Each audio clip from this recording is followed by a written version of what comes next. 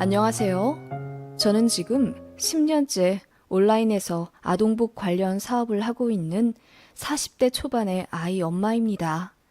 초기에 사업 흐름을 유행에 맞게 잘 밀어붙여서 참 감사하게도 돈을 꽤 벌었네요. 잘 될 때는 월 5천만 원도 벌었고 평균 800만 원에서 1,000만 원 사이로 순수익 가져가는 것 같습니다. 전문대 나와 월 170만 원 초반씩 벌던 사회 초년생 때가 생각나요. 그때 남편도 월 수입이 200만 원도 안 될 때였는데 그래도 결혼해 잘 살아보겠다고 살림 합쳐 새 시작했네요. 남편이나 저나 꽤나 흙수저라 양가 도움 없이 둘이 원룸에서 신혼 시작했어요. 저희 친정은 시골에서 농사 짓고 계시고 시댁은 잡화점 장사하십니다. 그냥 자식들 물려줄 재산만 없을 뿐이지 자식들에게 손 내미셔야 하는 상황은 아닙니다. 그래도 제가 돈 좀 벌기 시작하면서 양가에 월 50만 원씩은 꼭 드렸지요. 그런 저에게 친정 부모님은 정말 고마워하셨어요. 대준 것도 없이 결혼했는데 이렇게 승승장구 잘 되었다며 다 큰 저를 기특해 하셨지요. 반면 시댁은 그냥 모든 게 당연하신 것 같으세요. 10만 원을 드릴 때도 50만 원을 드릴 때도 반응이 한결같습니다. 더 안 주냐? 내년엔 더 줘라. 늘 이렇게 말씀하셔서 솔직히 돈 드릴 맛이 안 났어요. 그래서 지금은 안 드리지만요. 남편도 그걸 느끼고 저에게 많이 미안해하고 제 앞에서 시부모님께 며느리한테 좀 살갑게 말하라고 핀잔 줄 때도 많았지만 시부모님은 평생을 여유 없게 살아서인지 매번 그러시더군요. 심지어는 남들은 자식들이 부모빚 떠안는다더라. 우리는 물려줄 빚이 없으니 얼마나 좋은 일이냐. 매번 감사해 하며 살아라. 라고 말씀하셨는데 그 말 듣자마자 제 남편 얼굴이 새빨개지더라고요. 제가 생각해도 시부모님은 교양도 없고 인성도 별로이십니다. 그런 부모 밑에서 제 남편같이 건실한 사람이 아들로 자라났다는 게 참 신기할 정도지요. 더 신기할 수밖에 없는 게 남편에게는 남동생이 있어요. 시동생도 시부모님이랑 똑같습니다. 뭘 해줘도 당연하게 생각하고 조금이라도 더 콩고물 얻어먹고 싶어서 눈이 시뻘건 사람이에요. 그래서 그런지 연애도 제대로 못하다 겨우 선봐서 결혼할 뻔했는데 그마저도 파혼당하고 현재 나이 저랑 동갑인 40대 초반인데 여태 장가 못 갔습니다. 이렇다 할 직업도 없고 1년에 2번 회사 바꾸면서 근근히 용돈이나 벌며 사는 것 같아요. 다행히 집은 시부모님이 해주셔서 전세 3,400만 원짜리 원룸에서 살고 있습니다. 그리고 회사를 계속 관두니 그 업계에서도 블랙에 걸린 것 같고 이제는 전공과 무관한 일자리 하며 살더라고요. 당연히 안정적이지 않고요. 그런 둘째 아들은 시부모님께서는 애가다라 하십니다. 눈물 지으며 안타까워 하시고요. 그리고 결국 그 화살이 저에게 꽂혀버렸답니다. 지금은 거의 연을 끈다시피 하며 살기 때문에 덜 신경 쓰지만 한때는 시부모님 때문에 미칠 뻔했어요. 제가 일을 관두고 사업을 하기 시작하자 시부모님께서 반대가 엄청나셨습니다. 그거 사업 자금 필요한 것 아니냐. 우리 아들이 번 돈 다 날려먹을 셈이냐. 얌전히 지금처럼 일 다니면서 애나 열심히 키워라. 라며 제 상식에는 참 모진 소리들을 하셨던 시부모님이에요. 당시 제가 애 낳고 다니던 직장이 오전 10시 출근에 5시 퇴근이라 애 키우며 일하기 딱 좋았어요. 그리고 아이 아프면 제가 휴가 내기도 쉬웠고요. 월급은 200만 원 극초반이고 아이 감기 걸려서 휴가 많이 낸 달에는 170만 원 정도 가져왔었네요. 그 정도 되니 저는 맞벌이라기보다는 아이 학원비와 마트 장 보는 비용 정도의 푼돈 벌어오며 가게 살림에 보태는 전업주부 느낌이었죠. 시부모님도 제가 그렇게 사는 것에 너무나 큰 만족을 하셨어요.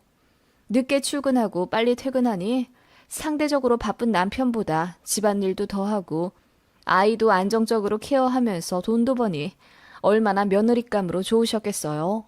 게다가 제가 운전도 할 줄 아니 시부모님 어디 가실 때마다 저를 콜택시 부르듯 불러 제껴 저를 택시기사로 쓰셨지요. 시댁이 차로 1시간 정도 거리인데 시부모님은 그게 바로 옆집인 줄 아세요. 그래서 툭 하면 부르셨습니다.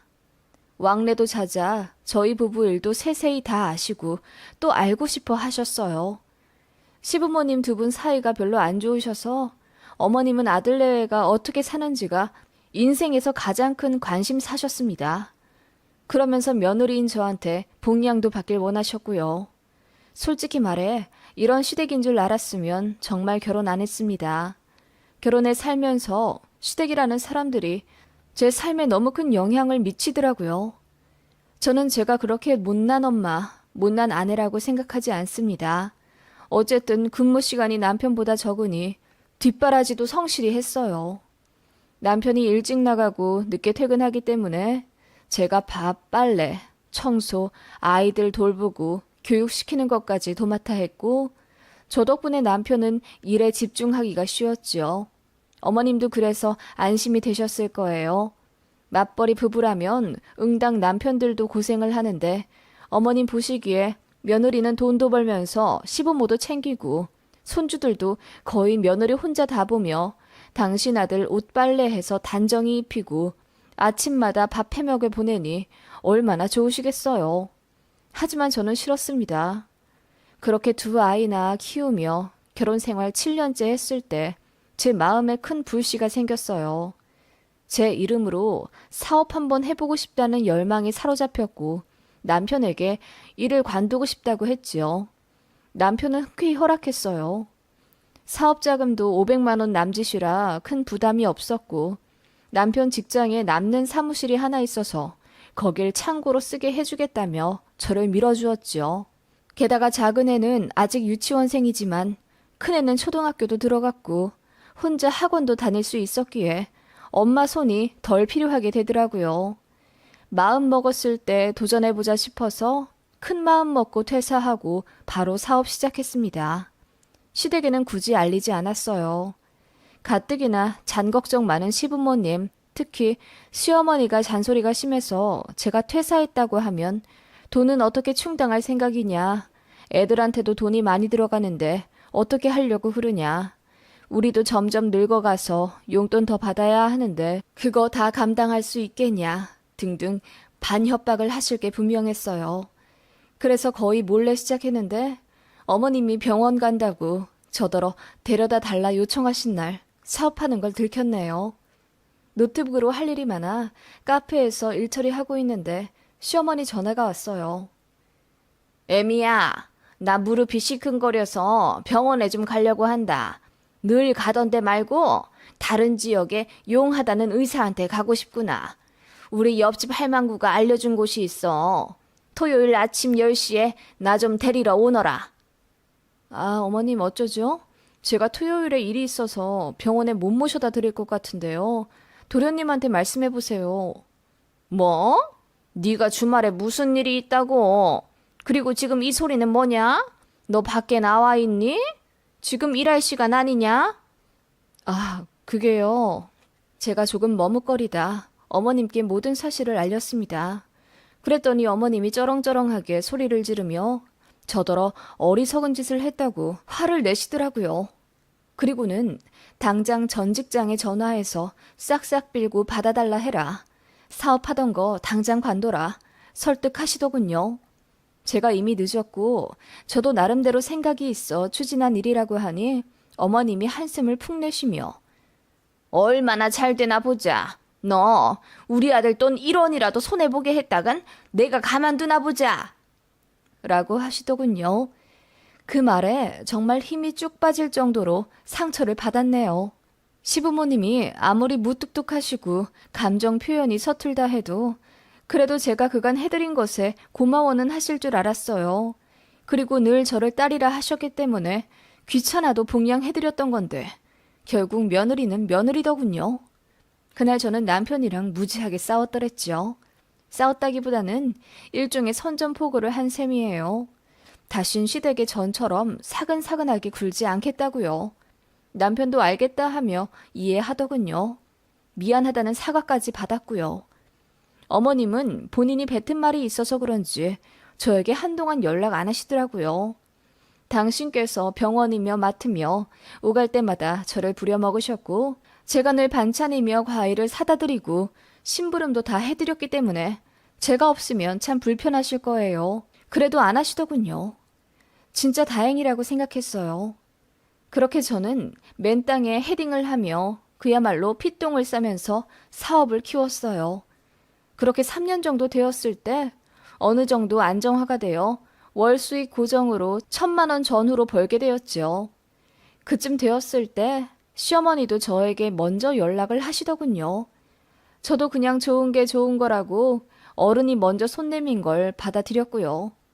어머님은 저를 다시 봤다면서 어떻게 이렇게 돈 잘 버는 재주가 있었냐며 신기해 하셨어요.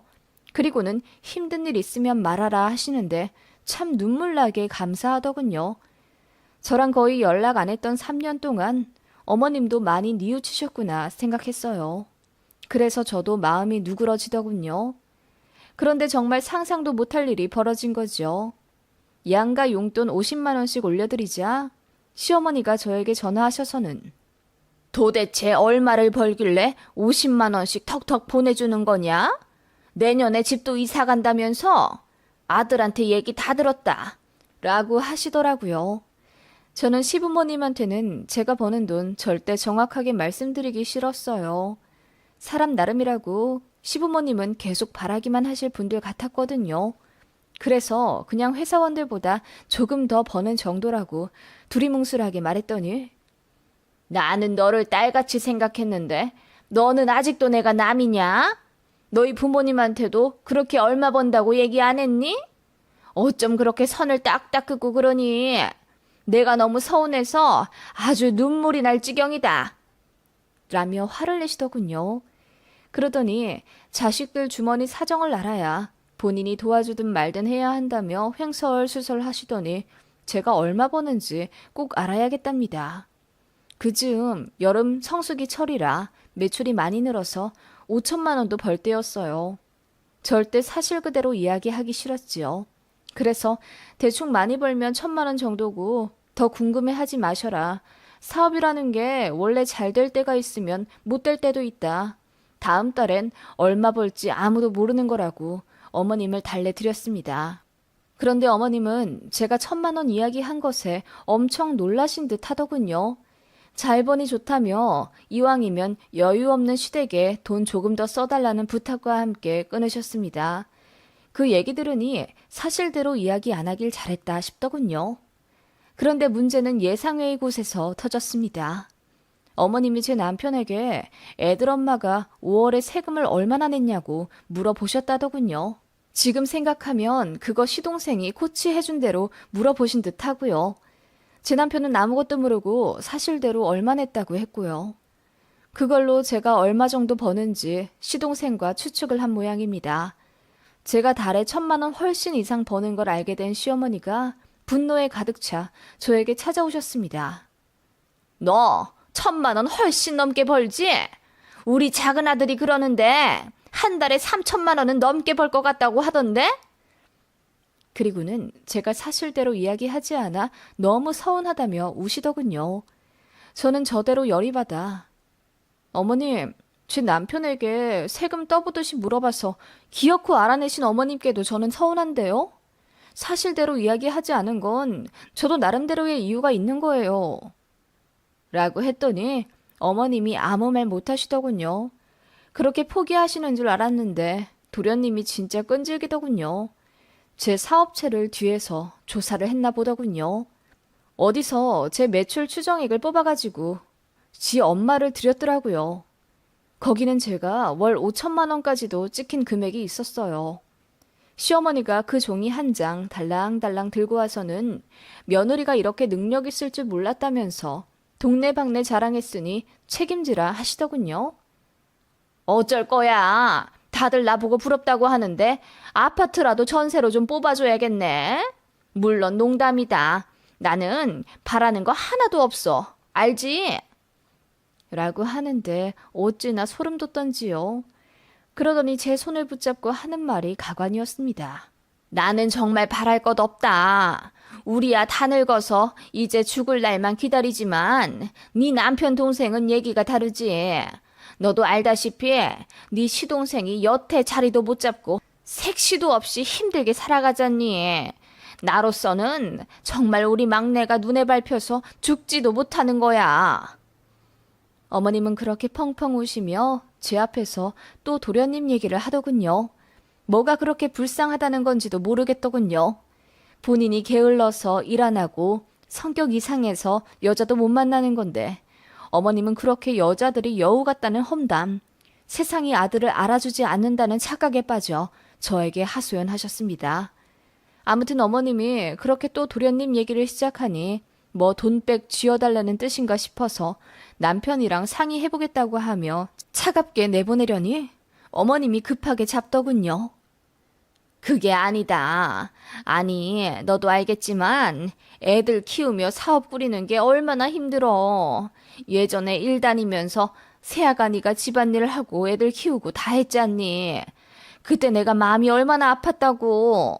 그렇게 고생했으니 이제는 누군가에게 좀 맡겨놓고 쉬는 건 어떠니? 네? 애들 이제 다 커서 손도 별로 안 가고요. 많이 컸다고 이제 좀 덜 아파요. 병원도 자주 안 가고 저도 주에 2번씩 가사 도우미 이모님 도움받으니 한결 편해요. 저 힘든 거 없어요. 그래도 잘 생각해봐. 네 나이도 이제 40이 훌쩍 넘었는데 그러지 말고 더 앞길 창창한 네 시동생에게 일을 맡겨보는 건 어때? 네? 어머님 그게 무슨 말씀이세요? 제가 경악하며 따지듯 묻자 어머님이 진정하라며 자기가 다 생각이 있다고 하시더군요. 어차피 자리 못 잡아 힘든 시동생 저희가 평생 뒷바라지 해주는 건 당연한데 언제까지 돈으로 쥐어줄 거냐 하십니다. 자고로 사람은 물고기를 잡아서 주는 게 아니라 물고기 잡는 방법을 알려줘야 하거늘. 네가 아량을 베풀어서 우리 둘째 아들한테 사업을 좀 알려줘라. 이사? 전무? 그런 거 시켜주면 뽀대도 나고 좋지. 이왕이면 대표 시켜주면 우리 집안에 면도 좀 살겠지만. 무슨 소리를 하시는 거예요? 제가 어렵게 일군 사업체를 왜 도련님한테 넘겨요? 이제 자리 잡고 이제 돈 좀 벌기 시작하는 거예요.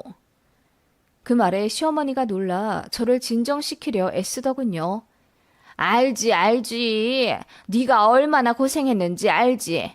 나랑 연락 안 한 3년 동안 네가 정말 힘들게 고생한 거 우리 큰아들한테 얘기 들어 잘한다. 그러니까 이제 좀 내려놓으라는 거야. 우리 둘째가 자기 적성을 못 찾아서 그렇지 애가 참 똘똘하잖니. 뭐든 시켜만 주면 잘할 거다. 지 형수하던 사업인데 말아먹기야 하겠어?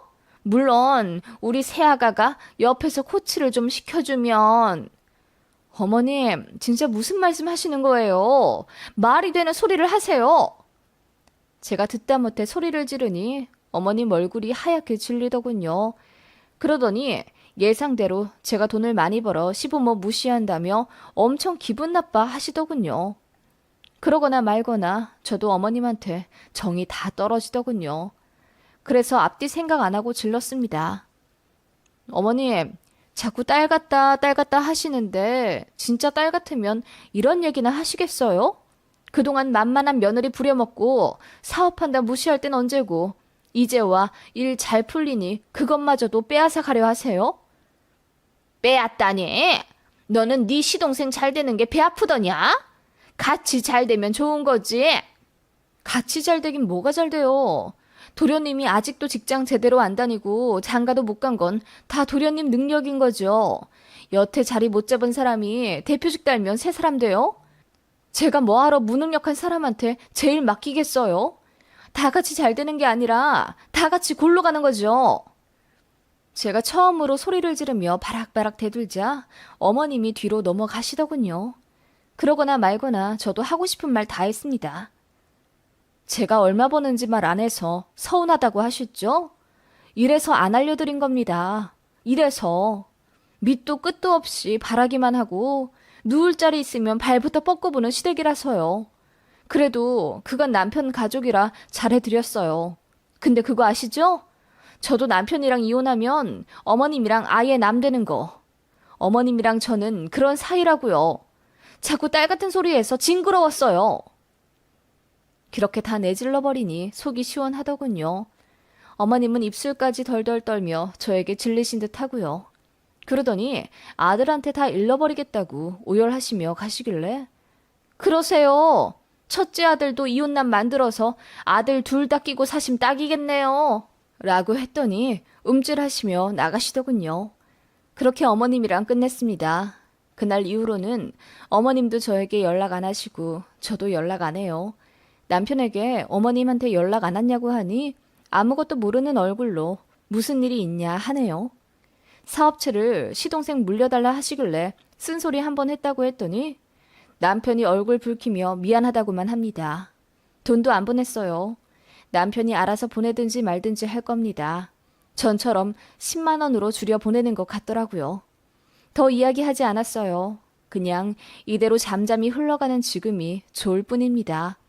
그날 이후로 시댁 관련 일이나 경조사 같은 건 오로지 남편이 다 알아서 하고요. 저는 명절에도 찾아가 뵙지 않습니다. 그냥 이렇게 사는 게 마음 편하고 좋다고 하니 남편도 그러라 하네요. 제가 너무한 건가요? 얘기 아는 사람들은 다 사이다 같아 속 시원하다고 하긴 하네요.